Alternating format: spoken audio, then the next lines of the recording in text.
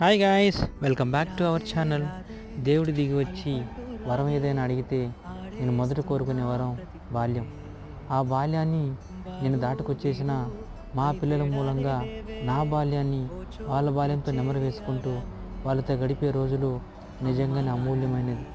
రోజు జాబులతో బిజీగా ఉండే నేను నా పిల్లలతో గడిపే ఒక్క గంట నిజంగానే వాళ్ళ జీవితంలో నన్ను పెద్ద హీరోనే చేస్తుంది. అన్నీ వదిలేసి మా గుండె తిరిగేదా చోటే.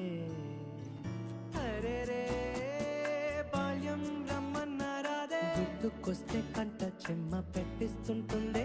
స్నేహాలే